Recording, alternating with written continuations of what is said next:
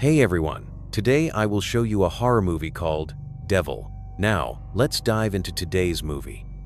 A man can be seen cleaning the inside of a building when suddenly a body falls on the truck outside. Two men are talking at a dinner. They have a conversation about alcoholism and the importance of forgiveness for people like the one in the suit who are recovering alcoholics. The same one says that forgiveness isn't easy after what happened to his family 5 years ago and wishes they could talk about normal stuff instead. Later, the same man is revealed to be a detective as he crosses a police line. Another cop takes him to a crime scene and shows him the dented truck with the dead body on top. He checks the outbody and looks up at the buildings surrounding the truck. The other detective can't believe a jump with such a force can happen from buildings that small. The first detective notices that there is no glass on the pavement surrounding the truck and thinks that it rolled out to the place where it was found. The two detectives walk around a corner to find a building that would better match their crime scene. Next to a modern-looking skyscraper, the characters are introduced one by one. First is the man in the hoodie lingering, then the man with a red tie, passing by him and walking inside the building. Next is the security guard, picking up the phone at the reception desk, and the old lady seen standing in the middle of the lobby, confused. Then, there is the young woman entering the lobby, passing the security guard at the reception, getting stopped by him, and going to the back of the line to sign the visitor's log. The security guard tells the other man at the reception area that he has to take a package to the 39th floor and goes toward the elevators. The guy with the red tie and the old lady want to go inside an elevator, but because it's full, they take the other one that just arrived empty behind them. They walk in, and the security guy walks in with them too. As the door starts closing, someone calls out to wait, and the young woman from before walks in too. After her, another person yells, grabs the doors after no one helps him, and walks inside. It's the same guy with a hoodie. Once they're all inside, the elevator starts moving, but very suddenly stops and jams. Meanwhile, an older security guard is watching a hockey game in the main security room. A younger security guard walks in the room and they chat about the game. He notices that one of the elevators is in inspection mode, so the older security guard calls the building engineer about the problem, while the engineer is trying to fix a broken window high up in the building. The guard tells the engineer to check on the elevator first, because there are people stuck inside. Back in the elevator, the security guard is getting anxious. The old lady keeps pressing him about emergency procedures, but he doesn't know because he's a temp. The guy in the red tie hits the emergency button and joins the old lady's questioning by asking why he doesn't have a walkie-talkie. A voice comes on from the comm system in the elevator, telling them that he knows they're stuck and that there is an engineer on the way to see what's wrong. The older security guard is the one talking to them over comm and asks them to say something in the camera, which makes him figure out that there is something wrong with the microphone and he can't hear them. The security guard on the elevator tries calling the lobby from his cell phone, but gets no signal, so the young woman gives him her phone. The call is short and loses signal fast. Music starts playing in the elevator, and the guy in the red tie starts singing, unknowing everyone inside. The building engineer is on his way to the machine room at the top, where the wind sweeps off his hat and he almost falls off the side. Back down at the foot of the building, the two detectives are approaching and talking. The detective from the diner finds glass on the pavement, and they see a man nearby sweeping more glass. He tells the man to stop doing that and declares the place a crime scene. A huge chunk of glass falling from the building, almost killing his partner, confirms his suspicion. Back inside the building, the engineer is seen checking the elevator from the shaft. He calls the main security room to tell them that it looks fine, but that he will reset it. Back at the elevator, the older security guard tells the group over comm that the light will be out for about 20 seconds. The lights go out, and when they come back on, the old lady screams at the security guard to get away from her, to which he apologizes, telling everyone that he's very claustrophobic. The third man pushes a panel from the top of the elevator, and air starts coming inside. The security guard asks if they should try climbing up, but the other man says that it's dangerous going up the cable. Back at the machine room, the engineer asks the main security if the reset worked, and when they answer that it didn't, he says he'll go check out the problem from the basement. The two guards in the main security office talk about the broken window in the building and how someone might have jumped off it that morning. The younger one is very concerned to hear that. Back on the elevator, the man in the red tie gives the old lady his business card. The group starts having a conversation prompted by a comment he makes about the old lady. He tells them that he knows how to tell if someone is rich or not, and compares the old lady to the young woman, saying that the younger one's clothes look expensive. She turns her back at him, but quickly reacts, saying that he grabbed her behind. As the lights in the elevator start flickering, The older guard in the main office calls the engineer asking if he is doing that. The engineer says that he's just looking at the elevators from below and that it looks fine from there too. He pulls a lever on the side of the elevator and asks if that helped. The older security guard informs the engineer that there had been no change, so he says he will go back on the roof and reset it manually.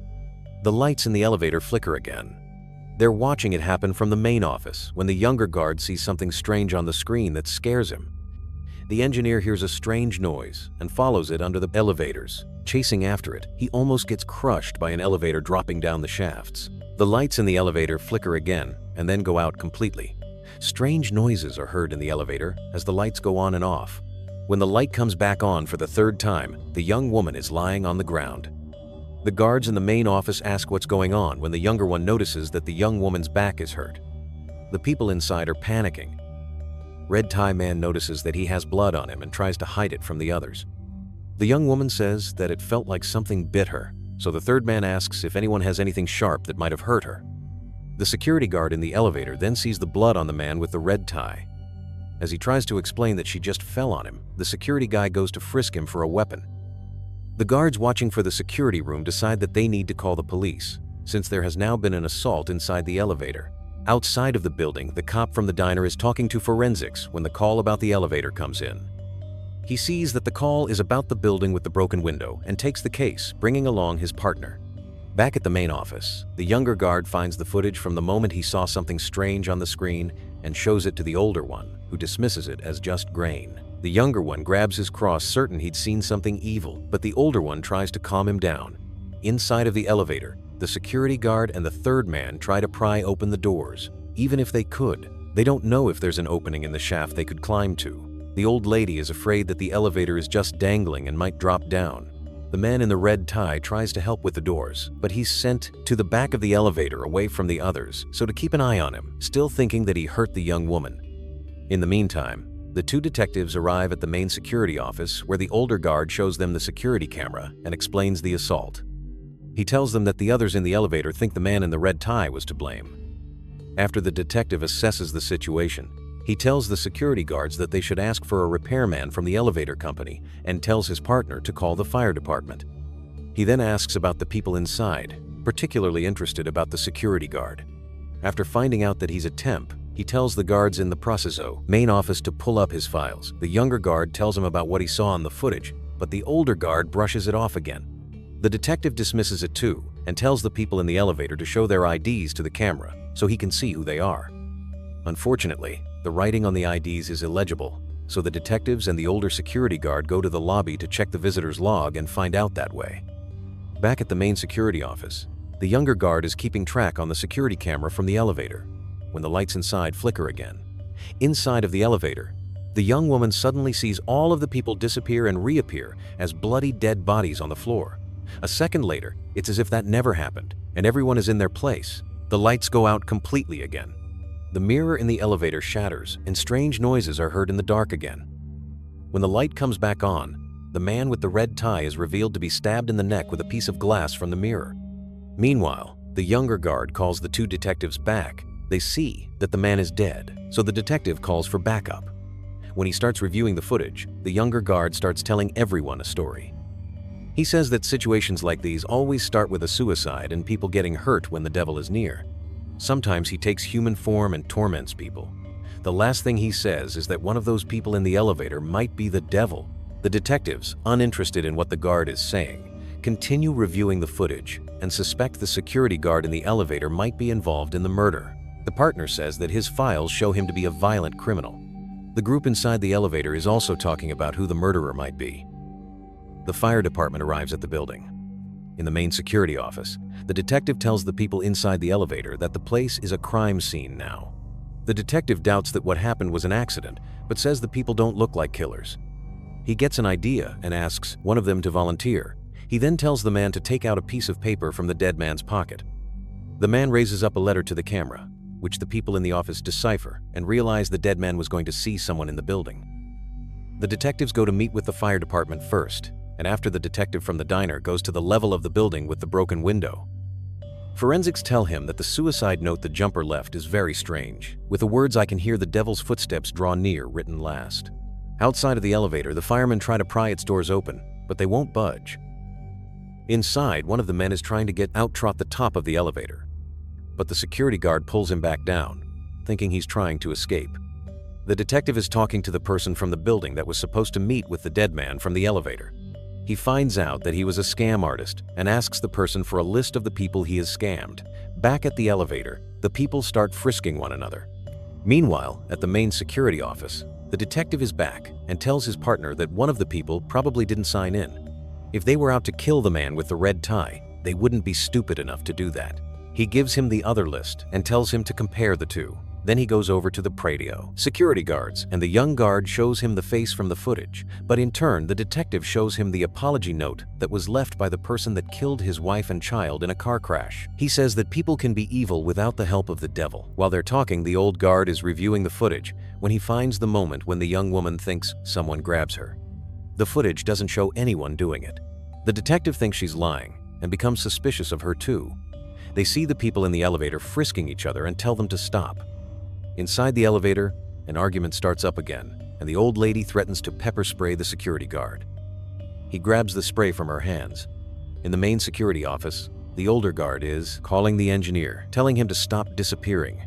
The engineer is climbing down the elevator cable and can't get his walkie-talkie to answer. He slips down the cable and a chain from his protective gear tears open. Inside the elevator, the security guard is taunting the old lady with the expired pepper spray when something heavy drops on top of the elevator. They can hear the old guard's voice from the top. In a moment, blood starts coming in from the top panel. They can still hear the walkie-talkie and figure out that it's the engineer that fell. They can't break the panel to help. The detective goes to the roof to check on the shaft and sees the engineer on top of the elevator, probably dead. Tells everyone that the people inside of the elevator can hear the walkie-talkie and that they should switch channels. He orders the fire department to get inside the elevator, trough the wall. The firemen start digging the wall. Looking the footage in the main office, they see that the old lady was stealing wallets. The detective comments that all of them were bad people. As he's looking at the screen, the footage from the security cam glitches again and shows all of the people inside dead, but only the cop can see that. Next, they find footage with the third man and see that he had a satchel with him when he walked in the lobby, but no satchel in the elevator. The lights in the elevator start flickering again, then go out. The security guard lights a match, and there's something strange next to him. When the lights come back on, the old lady is strung up on one side of the elevator, dead. The detective sees that on screen and calls for a lockdown of the building, with everyone inside going to the lobby. The older guard goes to the basement. The detective and the younger guard are the only ones in the office, so the younger guard says there is a reason that they are the devil's audience. Inside the elevator, the two men take the old lady's body down. Meanwhile, the detectives look for the satchel and find it in a restroom near the lobby. The satchel has tools inside that the detective suspect might be used to rig an elevator. Back in the main office, the younger guard is left alone, so he starts reciting prayers over the comm. The people in the elevator don't like what he's doing. They talk a little, but quickly, a fight between the two men ensues. The young woman is calling for the security guard to kill the other man. Back in the main office, while the guard is still praying, the detectives walk in and see what's happening in the elevator. They order the people to back away and put their hands on the walls. As the people in the elevator settle down, the cop asks the younger guard how his story ends. He tells him that they all die. His partner then tells him that the young woman has a record too, that she was married to a rich man, and that she was in the building to see a lawyer. The two of them run in the lobby and find the lawyer. The only information he can reveal is that they should look into the people closest to her, and that his specialty is forensic accounting. The detective asks to get the woman's husband on the phone. Meanwhile, the old security guard is in the basement and turns off the water. He informs the firemen, and they continue breaking the wall. While still in the basement, he finds a wire that is dipped in water and tries to get it out. Moments later in the lobby, the people that are gathered start screaming as he falls over. The detectives run to his aid, but he dies. Back inside the elevator, the three people remaining start arguing again. The two detectives come back at the office, saying that the younger woman's husband might have arranged all of it, since he owns the security company that works in the building. The cops think that the security guard inside the elevator is responsible, and that the other two victims were just a decoy. Back in the elevator, the lights go out again. The detective tells them to use their phone screens as flashlights, but their phones get ripped out of their hands. The lights go out, and the next time they come back on, the security guard is dead. The two people left, grab a piece of glass in a panic, and stand prepared to defend themselves. Desperate, the detective asks the younger guard how he can help them. He tells him that they should take responsibility for who they are. So, the detective shares a personal story with them about that and asks them to put the glass down. They do it, reluctantly. Suddenly, the lights go out again and they come back on. The young woman is lying on the ground with a piece of glass in her throat. As the man is seen trying to help her, the body of the old lady rises behind him, saying that it's his turn now. The man has a flashback of himself driving a car. He's reaching for a beer when he crashes into another car. He gets out of his car and sees the other one in a ditch. A woman lies pinned by a car, and before she dies, she points to her child lying in the grass in front of the car.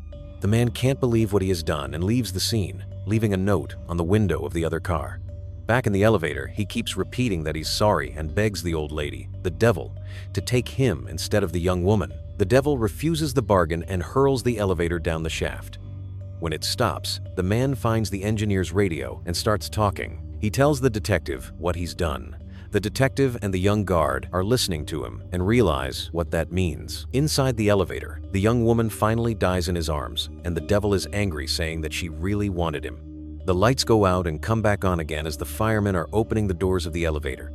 The man is the only one left alive, speared by the devil. The old lady had disappeared. Later, paramedics are taking out the bodies, and the detective sees the man sitting in the lobby. He says he will take him in the station. Next, the two of them are seen in a car. The man is in the back seat. The detective tells him that it was his family that he killed that day, but that after all of this time, he forgives him. Thanks for watching.